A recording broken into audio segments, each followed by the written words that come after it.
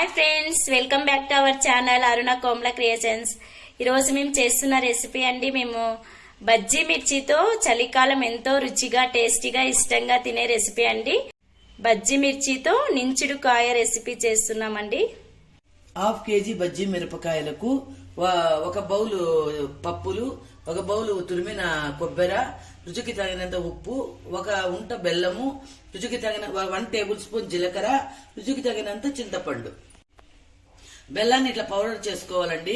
కొబ్బరిని ఇలా తురిమి పెట్టుకోవాలి. ఇప్పుడు ఈ ఇంగ్రీడియంట్స్ పప్పులు, కొబ్బెర, బెల్లము, ఉప్పు, ఇది జీలకర్ర 5 కలిపి మనము మిక్సీ పట్టుకుందాం.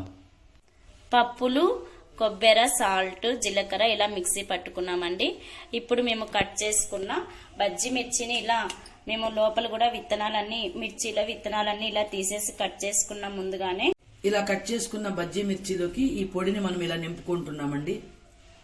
ఇలా నీట్ గా నింపుకున్న తర్వాత దీన్ని మనం హాఫ్ కట్ చేసుకుందాం. ఎందుకంటే ఫుల్ ఉంటే మనకి వేగడానికి చాలా టైం పడుతుందండి. కాబట్టి దీన్ని ఇలా ఆఫ్ చేసుకుంటున్నాము. ఆఫ్ చేసుకుంటే తొందరగా వేగిపోతుంది, మనకి బాగుంటుంది. ఈ పప్పుల పొడిని అంతా నించుకున్నామండి. ఇప్పుడు బజ్జీ మిరపకాయల్లో ఇవాళ ఫుల్ లేకుండా హాఫ్ కట్ చేసుకున్నాం. ఎందుకంటే తొందరగా వేగి మనకి రెసిపీ తొందరగా రెడీ అయిపోతుందండి. స్టవ్ మీద కడాయి పెట్టుకున్నామండి. మిర్చి బజ్జీని వేయించుకోవడానికి కావాల్సినంత ఆయిల్ వేసుకుంటున్నాను. ఒక హాఫ్ కప్ వేస్తున్నానండి ఫస్ట్. మళ్ళా కావాలంటే మనం ఎంత కావాలో మనం చూసి వేసుకోవచ్చు.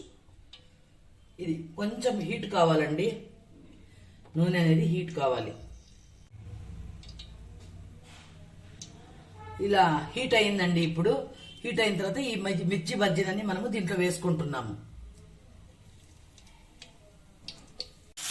ఇలా బాగా వేయించుకోవాలండి.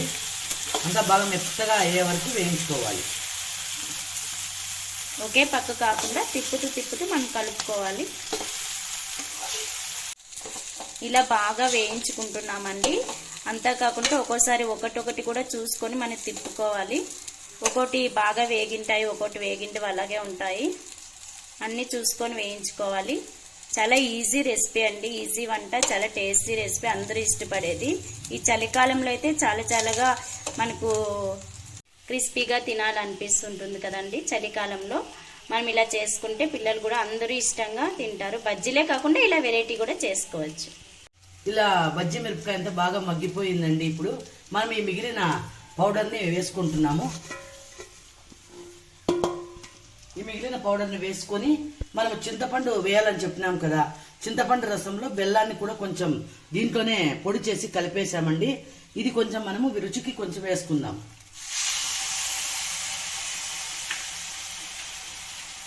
ఇప్పుడు అంతా మిక్స్ చేసి ఇదంతా బాగా మిక్స్ చేసుకోవాలి.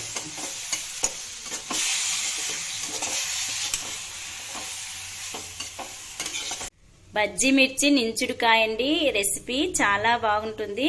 రెడీ అయిపోయింది. ఇప్పుడే ప్లేట్లోకి సర్వ్ చేసుకొని ఎలా ఉందో మీకు టేస్ట్ చేసి చెప్తామండి. చూస్తూ ఉంటేనే నోరు ఊరిపోతుందండి. తిని మీకు టేస్ట్ ఎలా ఉందో చెప్తాము, మీరు తప్పకుండా చేసుకోండి.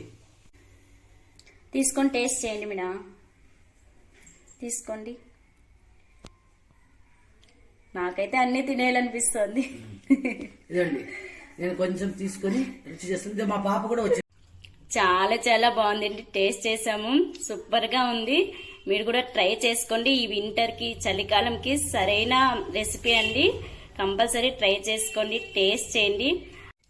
అలాగే మా ఛానల్ ని చూసిన వాళ్ళంతా మా రెసిపీ నచ్చినట్లయితే కామెంట్ బాక్స్ లో కామెంట్ చేయండి. మా ఛానల్ ని లైక్ చేయండి, షేర్ చేయండి, సబ్స్క్రైబ్ చేయండి. రెసిపీ ఎలా ఉందో తప్పకుండా కామెంట్ బాక్స్ లో కామెంట్ చేయండి. థ్యాంక్ యూ అండి.